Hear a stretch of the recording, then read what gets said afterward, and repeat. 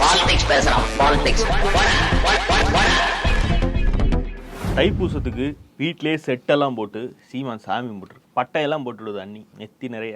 அண்ணி பட்டையை போடும்போது தான் ஞாபகத்துக்கு வருது கட்டபொம்மன், வீரபாண்டி கட்டபொம்மன் படம்னு பார்த்து அவரு வீரபாண்டியே கட்டபொம்மன் நாயக்க மன்னர்னு நெத்தி நிறைய பட்டையை போட்டு படத்துடைய ஓப்பனிங் ஷாட்டே அப்பனே முருகா செந்தூர்வால் செல்வ குமரா நாடு நகரம்லாம் செழிக்கும் இளமையே தமிழே.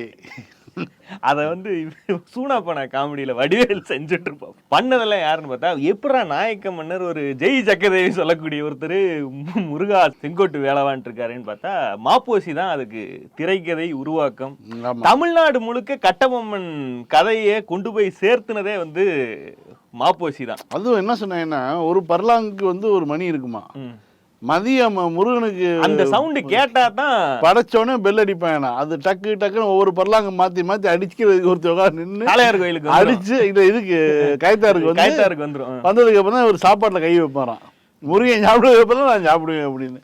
அப்படி வந்து ஒரு இதை வந்து பிக்கப் பண்ணி வச்சிருந்தாங்க. அது மாதிரி இவர் வந்து செட்டு போட்டு முருகனை கும்பிட்டு போக வேண்டியதானே, சும்மா இருக்காம விஜய போய் சீண்டி. ஏன்னா விஜய் வந்து கடந்த 4-5 நாட்களாக பிரசாந்த் கிஷோரை வந்து பகலில் நேரடி சந்திப்பு, ராத்திரியில் ரகசிய சந்திப்பு, அங்க சந்திச்சுட்டு புஷியோடு தனி சந்திப்பு, புஷியோடு சேர்ந்து ஜான் ஆரோக்கியசாமியோடு இன்னொரு சந்திப்பு. நியூஸ்ல இதுதான் வந்து 2 நாளா ஒரு வாரம் கழிச்சு ஆடியோ வந்துடும், யார் யார் என்னென்ன பேசுனாங்கன்னு. இங்க அதை ஒரு நியூஸ் ஆக்கி போட்டுட்டு இருக்காங்க. இதை ஒரு செய்தின்னு போய் சீமான் கிட்ட கேட்க போக எத்தனையோ கொழுப்புல பல வகை இருக்கு தம்பி. எனக்கு இருக்கிறது வந்து அது மாதிரி இது வந்து பணக்கொழுப்பு, காசு இருக்குங்கிறதுனால. இந்த மாதிரி பிரசாந்த் கிஷோருக்கு தமிழ்நாட்டுல எத்தனை ஏரி இருக்கு, ஆறு இருக்குன்னு தெரியுமா? பிரசாந்த் கிஷோருக்கு தமிழ்நாட்டுல என்ன தெரியும்? எத்தனை ஆறு, எத்தனை ஏரி, எத்தனை குளம், எத்தனை சமூக மக்கள், அந்தந்த சமூக மக்களுக்கு இருக்கிற பிரச்சனை என்ன? அவர் தானே சார் அரசியல் கட்சியை நம்புறாங்க. நீங்க உடல்ல கொழுப்பு கடிப்பிட்டுருக்கீங்க, பணக்கொழுப்பு கடிப்பிட்டீங்களா? நம்ம சொல்ல உங்களுக்கு வாய்க்கொழுப்பு அதிகம் அப்படின்னு சொல்லுவாங்க பார்த்தீங்களா? இந்த கொழுப்பு அதிகம், அந்த கொழுப்பு. அது மாதிரி பணக்கொழுப்பு அதிகமாக இருந்தால் இதெல்லாம் தேவைப்படும். வியூக வகுப்புகள் எல்லாம் எனக்கு பெரிய இது இல்லை. எனக்கு நிறைய மூளை இருக்கு, காசு தான் இல்லை. அதனால எனக்கு அது தேவையில்லை. எனக்கு வந்து புத்தி தான் தம்பி இருக்கு, காசு இல்லை. அதனால இருந்தா நான் வச்சிருப்பேன். இவனே இதே ஜான் ஆரோக்கியசாமி தான் ஜேபேக்னு, ஐபேக் வடிவேல் பாலாஜி வடிவேலுக்கு டூப்புங்கிற மாதிரி ஜான்ல ஜேவை தூக்கி வச்சு ஜேபேக்னு ஒன்று ஆரம்பிச்சு அது கூட அன்கோ போட்டு தான் இவங்க தேர்தலை சந்திச்சாங்க. ஆமா, அப்பெல்லாம் வந்து உனக்கு புத்தி இல்லாம போயிருச்சா, புத்தி இங்க போயிருந்தான்னு தான் கேட்க வேண்டியதா இருக்கு. அதையும் எடுத்து போட்டு அடிக்க ஆரம்பிச்சாங்க.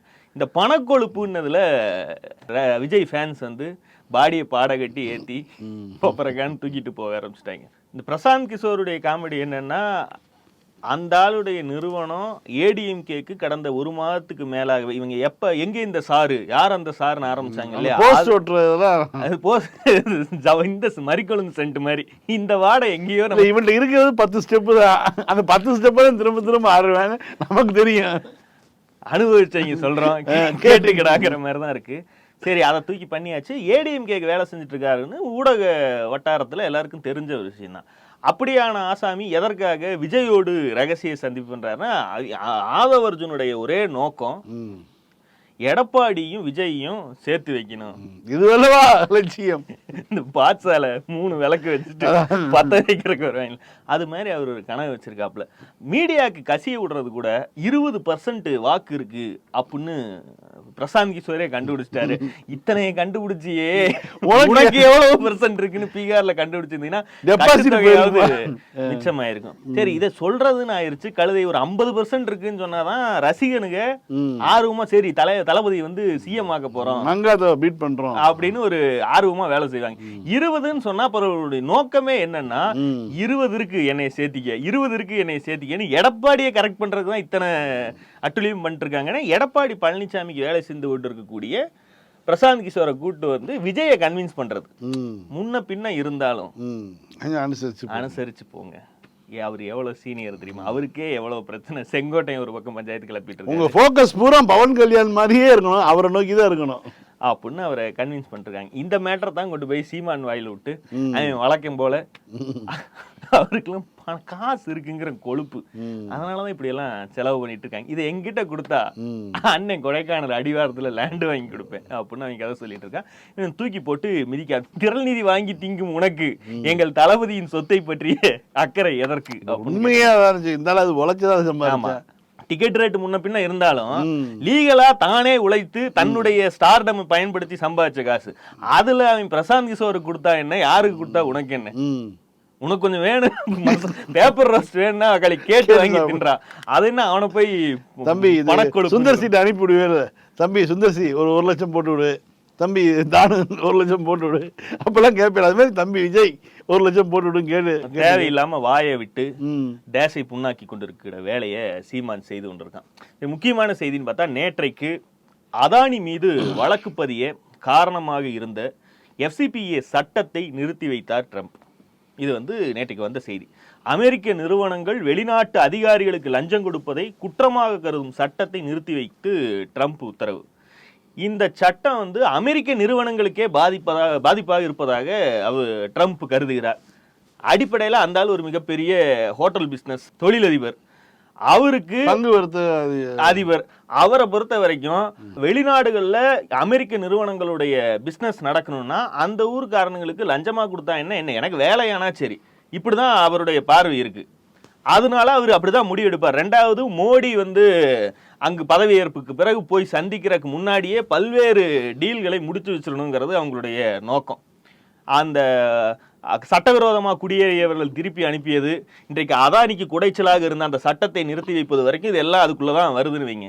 ஆனா கடந்த 2 மாதங்களுக்கு முன்பு அதானியின் நிறுவனம் $750 மில்லியன் ஃப்ராடு பண்ணியிருக்கு அப்படின்னு அங்கு வழக்கு பதிவு செய்ததை வைத்து அதானியை குற்றஞ்சாட்டாம தமிழ்நாட்டு ஊடகங்கள் அந்த லிஸ்டுக்குள்ள இருக்கக்கூடிய டீட்டெயில்ல 2 வரியை நாங்க பார்த்தோம். பல்வேறு மாநிலங்களுக்கு லஞ்சம் கொடுத்திருக்காங்க. அதில் தமிழ்நாட்டு அதிகாரிகளும் தமிழ்நாட்டுக்காங்க. அப்போ இதற்கும் திமுகவுக்கும் என்ன தொடர்பு கேட்டாங்களா இல்லையா? அப்போ உண்மையில் அமெரிக்கா குற்றம் சாட்டுவது இங்க இருக்கவங்களையா? அது அதானி ஃப்ராடு பண்ணான்னு சொல்லுது. அதானி நிறுவனம் நாங்க ஆந்திரா, தமிழ்நாடு, ஒரிசா, சத்தீஸ்கர், இன்னொரு மாநிலம் என்ன அந்த குறிப்பா பாஜக ஆளாத மாநிலம், இதுல நாங்க எடுத்திருக்கோம், சோலார் எனர்ஜி எடுத்திருக்கோம். இதற்கு யாரெல்லாம் பொறுப்போ ஒன்றிய அரசு அதிகாரிகள் அவங்கள கரெக்ட் பண்ணிட்டோம் அப்படின்னு சொல்லி அங்க இன்வெஸ்ட்மெண்ட் எதிர்பார்க்கறாங்கன்னு சொல்லி தான் குற்றச்சாட்டு. அதாவது ஒன்றிய அரசு அதிகாரிகள் சொல்றாங்க. இவங்க என்ன எழுதுனாங்க, நம்மகிட்ட தமிழ்நாட்டில் அவங்க ஆரம்பிக்கிறாங்க, அதை காமிச்சுதான் அவங்க பணத்தை வாங்குறாங்க. சரி, அதானியுடைய ஊழல் குற்றத்தில் எல்லாருக்கும் பங்கு இருக்கிறது, நீங்கள் உங்களுடைய இதை நீங்க இது பண்ணிட முடியாது, கை கழுவிட்டு போயிட முடியாதுன்னு சொன்னக்கூடிய ஆட்கள் நேற்றைக்கு இந்த செய்தி வந்துச்சு. இன்னைக்கு 24 மணி நேரம் ஆச்சுங்க. இந்த செய்தி மட்டும்தான் சில ஊடகங்கள்ல போடப்பட்டிருக்கிறதே தவிர இதை பற்றி விவாதிப்பதற்கோ அதானியுடைய லாபி அமெரிக்கா வரைக்கும் எங்க செல்லுபடி ஆகுதுங்கிறத பற்றியோ எவனுமே வாய் திறக்கவே இல்லை. இந்த அந்தனப்போர் நூலாண்டிகள்லாம் அதானி அதானி அதானி. நான் இதை பத்தி உன்னுடைய கருத்து என்ன? பாஜக இந்திய சிஸ்டத்தையே பயன்படுத்தி அரசாங்கத்துடைய சுப்ரீம் லீடர் மாதிரி அதானி செயல்படுவது மாதிரி அவருக்கு ஏற்றவாறு அமெரிக்காவில் சட்ட திருத்தம் பண்றாங்க, சட்டத்தை நிறுத்தி வைக்கிறாங்கன்னா இதை பற்றி உங்களுக்கு எல்லாம் கருத்து இருக்கணுங்களா? அப்போ இவருடைய நோக்கம் என்னைக்குமே அதானியை பற்றியதோ அதானியுடைய ஊழலை பற்றியதோ இல்லை. இதுல ஏதாவது கிடைச்சு பிஜேபிக்கு அடி விழுந்துடக்கூடாது, அதனால அதை மடைமாற்றி தமிழ்நாட்டில் திமுக பக்கத்துல பின்னாடி அப்படியே சுவைத்துட்டு தெரிஞ்சோம்னா இந்த டாபிக்கை மறந்துடுவாங்க. இன்னைக்கு உண்மையிலேயே அதானிக்கு ஒண்ணு நடக்குதுன்னா அதை பத்தி இவனுங்க பேசுவதே கிடையாது, கண்டுக்காம அப்படியே கடந்து அடுத்தது கோடிடுறானுங்க. இன்னொன்னுங்க, அந்த லெவல் ஊழல்லாம் இவங்களுடைய ஏரியாக்குள்ள வராது. சர்க்கிள் இன்ஸ்பெக்டர் மாதிரி அது ஏன் சரம் இல்லப்பா, அது வேற சரம் பாங்கிற மாதிரி அதனால பெரிய லெவல் எல்லாம் பேசுறது இல்லை. சின்ன லெவல்ல இங்க இவங்களுக்கு பிரச்சனையே திமுக ஆட்சி. இது மட்டும் தான் எங்களுக்கு கொடி நடுவது, சாலையோரத்தில் பதாகை வைப்பது, அறிவு கேட்டு அலைகிறது, இதுதான் வேலை பார்க்கறது. இரட்டை இலை சின்னம் தொடர்பான விவகாரம் கோர்ட்ல மீண்டும் மீண்டும் இன்றைக்கு அது தொடர்பாக தேர்தல் ஆணையம் முடிவெடுக்கலாம் அப்படின்னு ஒரு உத்தரவை போட்டிருக்கிறார்கள். இது எங்களுக்கு கிடைத்த வெற்றின்னு எடப்பாடிக்கு எதிராக இருக்கக்கூடிய அணிகளாக பிரிந்திருக்கக்கூடிய பெங்களூர் புகழேந்தியா எல்லாம் பிரஸ் மீட் கொடுக்கிறார். நாங்க தேர்தல் ஆணையம் ரவீந்திரநாத் போட்டிருக்காரு ஒரு வழக்கு, இவர் போட்டிருக்காரு, இவர் சேரன் பழனிசாமி, எடப்பாடி பழனிசாமிக்கு இதுல என்ன கருத்து அப்படின்னா CV சண்முகம் இன்னைக்கு பிரஸ் மீட் வைக்கிறார். இரட்டை இலை சின்ன விவகாரத்தை விசாரிப்பது தேர்தல் ஆணையத்தின் வேலை அல்ல, அதுக்கு அந்த அதிகாரமும் கிடையாது. மனு கொடுத்த நபர் வந்து அதிமுகவிலேயே இல்ல. இபிஎஸ் ஓபிஎஸ் இருவரும் கையெழுத்திட்டு கட்சியிலிருந்து நீக்கப்பட்ட புகழேந்தி தான் வந்து இந்த வழக்கை தொடுத்திருக்கிறார்.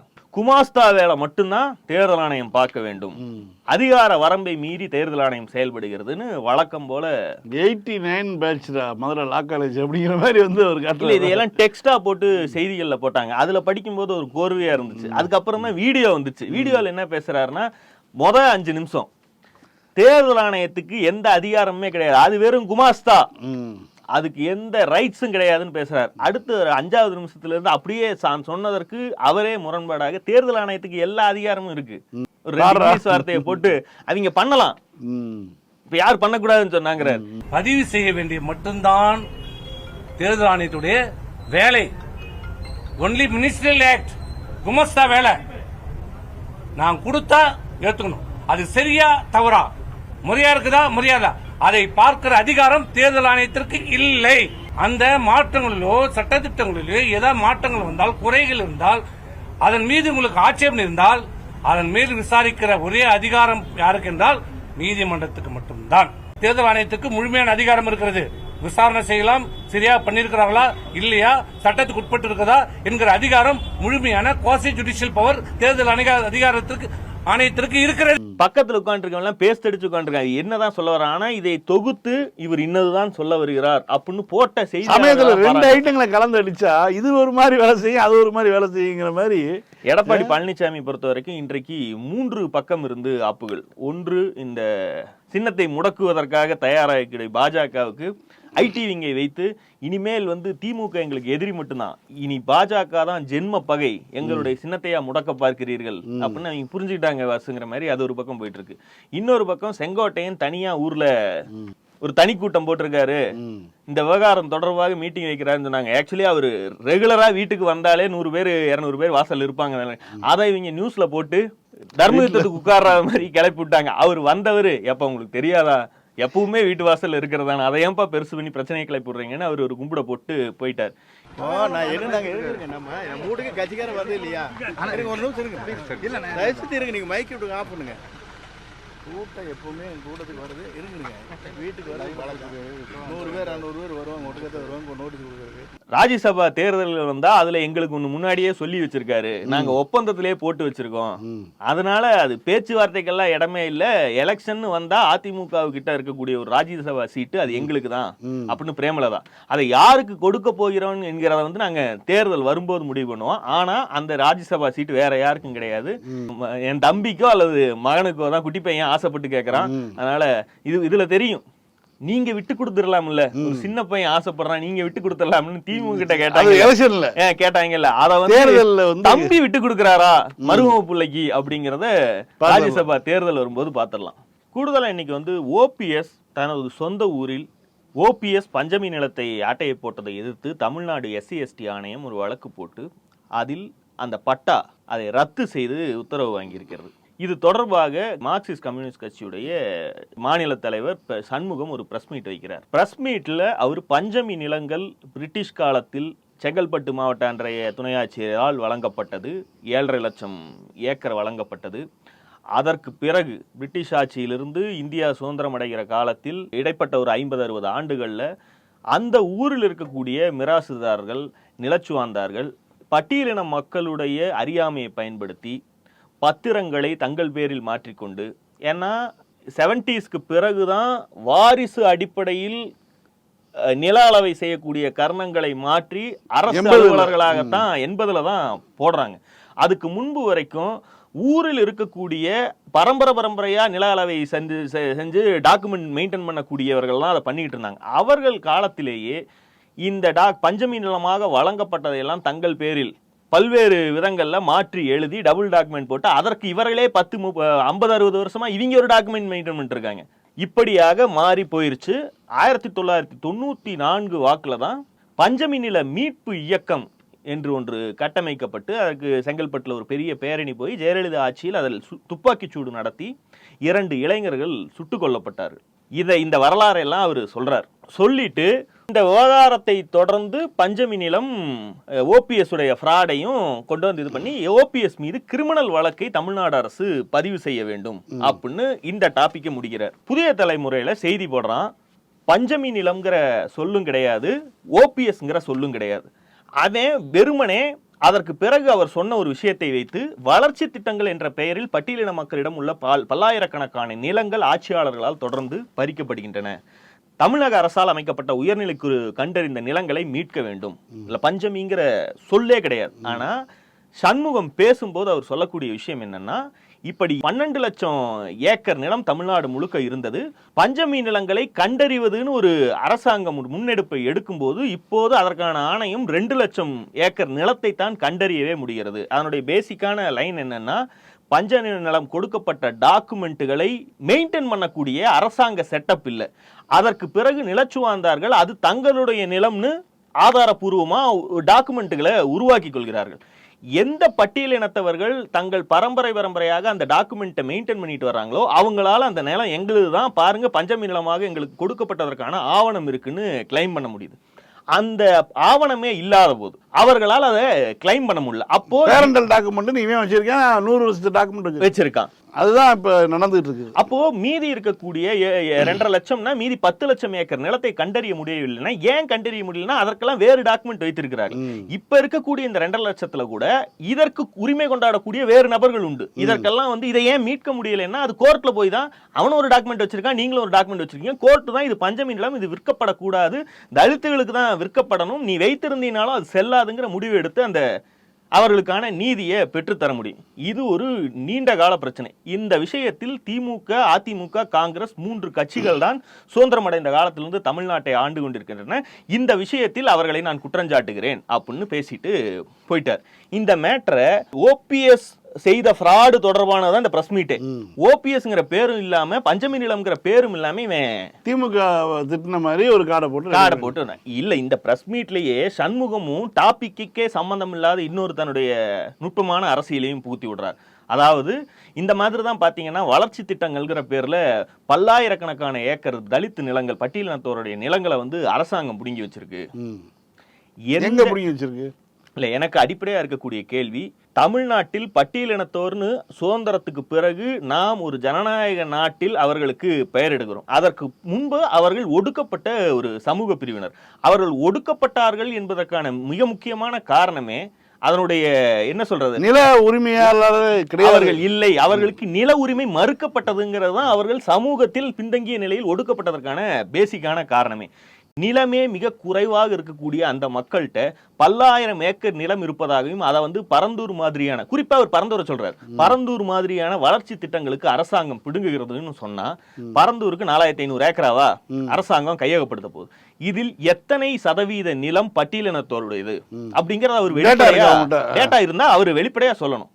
பட்டியலினத்தோர் நிலத்தை போற போக்குல வந்து எவ்வளவு ஆபத்தானது. அதாவது ஒரு ஏர்போர்ட் கட்டுவதற்கு அரசாங்கம் கையகப்படுத்தும் போது கூட தலித்துகளின் நிலமாக பார்த்து பட்டியலினத்தோரிலிருந்து பிடுங்கி வளர்ச்சி திட்டத்தை கொண்டு வருவாங்க அப்படின்னு சொல்லுவதற்கு பார்த்தீங்களா, அது அந்த மக்கள் மத்தியில எவ்வளவு பெரிய புகைச்சலை ஏற்படுத்தும். வளர்ச்சி திட்டங்களுக்கு எதிரான போக்கு கம்யூனிஸ்டுகளுக்கு இருக்குங்கிறது பிரச்சனை இல்லை. உண்மையில் அது அவருடைய கொள்கையா இருந்தா அதை வச்சுட்டு கூட போட்டோம். மக்கள் அந்த கொள்கையை ஏற்றுக்கொண்டு கேரளா மாதிரி வாக்களித்தார்கள்னா வாக்கை வாங்கி வென்ற பிறகு கேரளா மாதிரி தான் இவர்களும் ஆட்சி நடத்துவாங்கிறது அதுல வேறொரு பிரச்சனை. ஆனால் இல்லாத பொய்ய புழுகி கூட்டணியில் இருந்து கொண்டு தலித் பட்டியலின மக்கள் மத்தியில உங்க லேண்ட மட்டும் தான் புடுங்கி வளர்ச்சி திட்டத்துக்கு பயன்படுத்துறாங்கன்னு சொல்லுவாங்க. ஒரு மாநில தலைவர் சொல்றாரு, அது எவ்வளவு சாதாரண ஒரு மாவட்ட செயலாளரோ அல்லது ஒரு வேற ஒரு பொறுப்புல இருக்க சொன்னா ஓகே, ஒரு மாநில தலைவரே இப்படி ஒரு அபத்தமான குற்றச்சாட்டை வச்சாருன்னா அப்ப எந்த லெவல்ல மக்கள் மதிப்பாங்க எனக்கு தெரியாதுங்க. இவர் தான் சொல்றாரு, இவர் சொல்லட்டுமே. ஒரு திராவிட இயக்க ஆதரவாளர்களாக அப்படி எப்படி செய்ய போச்சுன்னு நாமே திமுக அரசு நோக்கி கேள்வி எழுப்பும். பட்டியலினத்தோர் பல்லாயிரக்கணக்கான ஏக்கரை வாங்கி தமிழ்நாட்டில் வளர்ச்சி திட்டங்களை செயல்படுத்துகிறார்கள் அபாண்டமான தரவுகளே இல்லாத, லாஜிக்கே இல்லாத ஒரு குற்றச்சாட்டு. இது உண்மைன்னு அவர் கருதுவாரானால் ஒன்னு அவர் இதற்கான ஆதாரங்களை கட்டணும். குறைந்தபட்சம் தமிழ்நாடு முழுக்க வளர்ச்சி திட்டங்களுக்காக கையகப்படுத்தப்பட்ட நிலங்களை கூட விட்டுருங்க. பரந்தூர் விவகாரத்தில் கையகப்படுத்த செலக்ட் பண்ணிருக்கக்கூடிய லேண்ட் எல்லாத்துடைய புல எண்களும் அந்த டாக்குமெண்ட்லயே இருக்கு. இதில் எதெல்லாம் 1500 குடும்பமா, 1000 சொச்சம் குடும்பங்கள் தானே. இந்த குடும்பங்களில் எவரெல்லாம் பட்டியலினத்தை சேர்ந்தவர்கள், அவர்களுடைய நிலத்துடைய அளவு என்ன, ஒட்டுமொத்த இதுல எத்தனை சதவீதம் இந்த லேண்ட் வருது அப்படிங்கறத அவர் வெளிப்படையா சொல்லணும். சும்மா சொல்லிட்டு போறதுன்னா நாளைக்கு இதை வைத்துக் கொண்டு சங்கிகளுக்கு பாயிண்ட்ல வேற எங்குங்கிறதெல்லாம் கிடைக்கிறது கிடையாதுங்க. இப்ப இவனுங்க முரசொலி பஞ்சமி நிலம் கிளப்பினாங்கல்ல, அது என்ன இவனுங்களா கண்டுபிடிச்சது? இது மாதிரி தோழமை அமைப்புகளா இருப்பவர்கள் கிளப்பி விடுறதுதான், அவர்கள் தங்களுடைய அந்தந்த காலத்து அரசியலுக்கு தேவைப்பட்ட மாதிரி கிளப்பி விடுறதுதான். அது ஒரு கட்டத்துல சங்கிகளோட கையில ஆயுதமா மாதிரி தூக்கிட்டு சுத்துறாங்க. இதுவே இப்ப ஓபிஎஸ் விவகாரம் இருக்குல்ல, ஓபிஎஸும் அவருடைய தம்பியும் ஓபிஎஸ்னுடைய பி அன்னபாஸ்கர் இந்த கும்பல் வந்து ஒரு 100 ஏக்கர் பஞ்சமி நிலங்களை கையகப்படுத்தி ஏற்கனவே வழக்கு நீதிமன்றத்துக்கு போய் அந்த இது ரத்தாகி மறுபடியும் அவங்களுக்கு கொடுத்துட்டாங்க. இது தொடர்ந்து அவர் வந்து இது ஒரு வேலையாகவே செஞ்சுட்டு இருக்காரு. இப்போ வந்து அவருடைய பேர்லேயே இப்போ வந்து ஒரு 40 சென்ட் கிட்டத்தட்ட 1 ஏக்கர் பக்கத்தில் வந்து இதாக இருக்குது. இந்த வேலையை வந்து அவர் வெளிப்படையாக பேசணும். இது வந்து ஒரு முதல் முறையாக கிடையாது, இது 2வது முறை. இதே மாதிரி ஒரு முன்னாள் முதலமைச்சர் பொறுப்பில் இருந்தவர், துணை முதலமைச்சராக தமிழ்நாட்டில் இருந்தவர் இதே வேலையை செஞ்சுட்டு இருக்காருன்னு எல்லாம் கண்டனம் தெரிவிக்கணும். அதெல்லாம் விட்டுட்டு பரந்தூரை பிடிச்சி இழுத்து வச்சு பேசி வச்சுட்டு போனா இல்லை, இவர் இப்படி பேசுவதால தான் இவர் ஒட்டுமொத்த பேச்சில் ஓபிஎஸ்ஐ கண்டித்ததையெல்லாம் விட்டுட்டு வெகு நேர்த்தியா புதிய தலைமுறை 100 ஏக்கருங்க. இதுக்கு முன்னாடி இதே ஓபிஎஸ் வந்து அரசு மீட்டது 100 ஏக்கர். 100 ஏக்கர் நிலத்தை அவருடைய பிஏவும் அவர் தம்பி பேர்லையும் பதிவு வச்சிருந்தாரு. இது புதிய தலைமுறை ரொம்ப நேக்கா வந்து இவர் பேசியதில் அந்த டாபிக் பஞ்சமி நிலம் ஓபிஎஸ் கையகப்படுத்தியது SC/ST ஆணையத்துடைய வேலை, இது எல்லாத்தையும் விட்டுட்டு இவர் பரந்தூரை பற்றி பேசியதையும் வளர்ச்சி திட்டங்களுக்கு பட்டியலினத்தோருடைய லேண்டை புடுங்குவதாக சொல்லக்கூடிய முழு பொய்யை மட்டும் ஒரு செய்தியா போடுறான். இன்னைக்கு காலையில இருந்து அவன் போட்ட 2 கார்டு இந்த நியூஸை பத்தினது இதுதான். இந்த 2லயுமே ஓபிஎஸ் பேரும் இல்ல, பஞ்சமி நிலம்ங்கிறதும் இல்ல. அப்போ எவ்வளவு ஒருங்கிணைந்து இவர்கள் வேலை செய்கிறார்கள். மீண்டும் சந்திப்போம். லைக் பண்ணுங்க, ஷேர் பண்ணுங்க, சப்ஸ்கிரைப் பண்ணுங்க, கமெண்ட் பண்ணுங்க. பை. பாலிடிக்ஸ் பேசுறான். பாலிடிக்ஸ்